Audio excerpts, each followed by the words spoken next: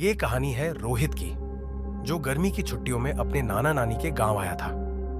गांव खूबसूरत था, चारों ओर हरियाली और शांति। लेकिन गांव वालों के बीच एक भयावह अफवाह थी, गांव के पुराने पीपल के पेड़ के बारे में। कहा जाता था कि वहां एक आत्मा रहती है, मुंझा। बुजुर्ग कहते थे, रात में उस पेड़ के पास मत जाना, वहां कुछ अनहोनी होती है। लेकिन रोहित को इन सब पर विश्वास नहीं था। उसे लगा ये सिर्फ डराने के लिए बनाई गई बातें हैं।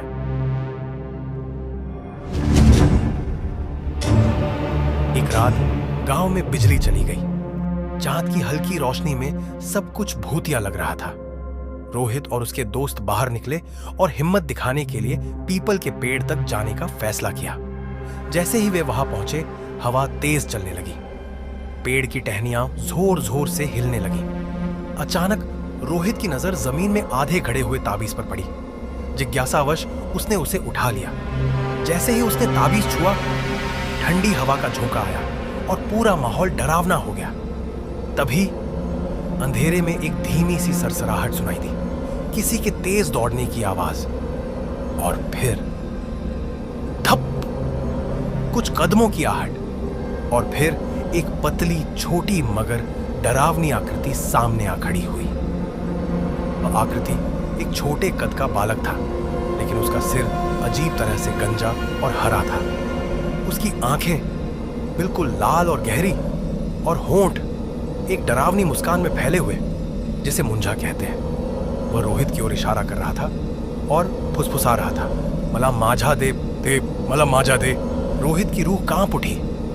उसकी टांगें जम गई, आवाज गले में ही अटक गई। और तभी वह आकृति घुटनों के बल झुकने लगी, फिर धीरे धीरे पेंग पर चढ़ने लगी, उल्टी होकर लटक गई। Oh no!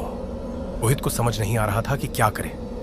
तभी रोहित का दोस्त साहिल ने चिल्लाकर कहा, मंत्र बोल जल्दी, जो दादी सिखाती थी। रोहित को याद आया कि उसकी दादी ने एक बार बताया था, अगर कभी कोई बुरी आत्मा परेशान करे तो यह मंत्र बोलना, ए ओम नमः शिवाय।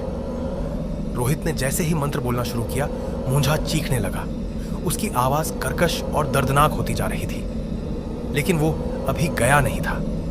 तभी अचानक वहां गांव के पंडित जी आ गए। उन्होंने गंगा जल छिड़कना शुरू किया और धीरे धीरे मुंझा की आकृति धुंधली पड़ने लगी।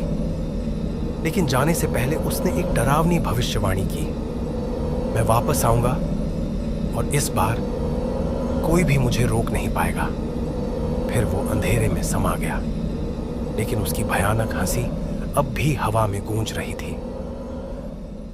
गांव के बुजुर्गों का कहना है कि उस पीपल के पेड़ के नीचे अब भी वो ताबीज गड़ा हुआ है, और जो भी उसे छूता है वह मुंझा के श्राप का शिकार बन जाता है।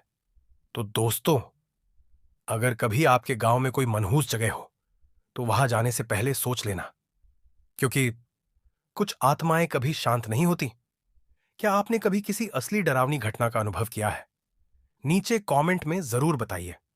और अगर आपको यह कहानी पसंद आई तो लाइक और सब्सक्राइब करें।